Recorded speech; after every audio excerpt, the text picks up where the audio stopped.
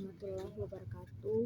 Niwan Kumapawa. I will make a segment course cultural understanding. So number one, pertanyaannya itu apa itu stereotip.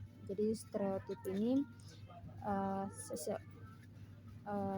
penilaian umum terhadap seseorang tanpa mengenal mereka secara pribadi atau lebih mengenal secara lebih mendalam. Jadi contohnya itu kayak seseorang dari desa, mereka menganggap bahwa pengucapan atau berbahasa Inggrisnya mereka itu kurang lancar atau terbatas. Tapi stereotip yang kita dapat mempengaruhi komunikasi antar budaya karena dapat menimbulkan kesalahpahaman dan diskriminasi.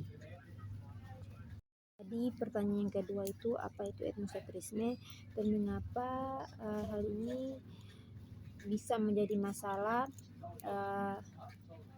dalam masyarakat multikultural. Jadi jawabannya itu etnosentrisme ini mereka merasa dan menganggap bahwa budaya mereka itu lebih baik daripada budaya-budaya lain, sehingga hal ini itu dapat menyebabkan ketidaknyamanan atau menjadi konflik atau invalid toleransi dan masyarakat di antara orang-orang dari budaya-budaya yang berbeda. Sekurang lebihnya seperti itu. Jadi yang nomor 3 ini setelah saya baca dan saya amati, konsep di sini yang mereka pakai itu adalah konsep stereotip. Kalau yang B ini, mengapa hal ini bisa terjadi? Karena siswa lain menganggap bahwa sesuatu tersebut tidak bisa karena mereka menilainya itu dengan latar belakangnya tanpa mencari tahu kemampuannya yang sebenarnya. Kalau untuk yang C ini berikan solusi, jadi solusinya itu semua siswa harus diberikan kesempatan yang sama dan berikan mereka berpartisipasi, jadi mereka bisa menunjukkan kemampuan mereka dengan yang sebenarnya begitu.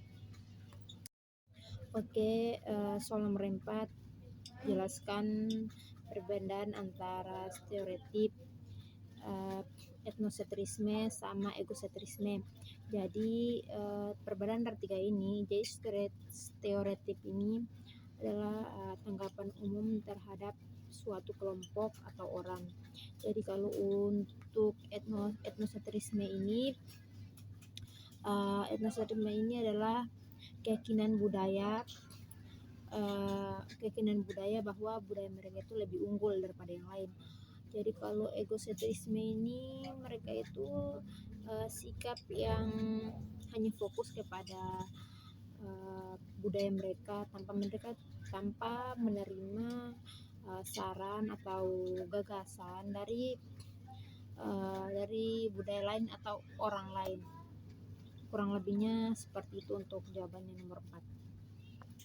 Jadi untuk soal yang nomor 5, apakah Anda pernah melihat atau mengalami dari stereotip etnosentrisme atau egosentrisme, dan apa yang Anda dapat pelajari dari 3 tersebut? Jadi jawabannya iya, saya pernah melihat stereotip dari kehidupan kampus. Beberapa mahasiswa diremehkan karena mereka itu datang dari daerah-daerah terpencil atau desa-desa yang terpencil. Dari pengalaman yang saya dapat dan saya ambil, kita harus menilai antara satu sama lain dan menghargai antara satu sama lain, dan kita tidak boleh menilai seseorang dari latar belakangnya. Mungkin sekian itu saja yang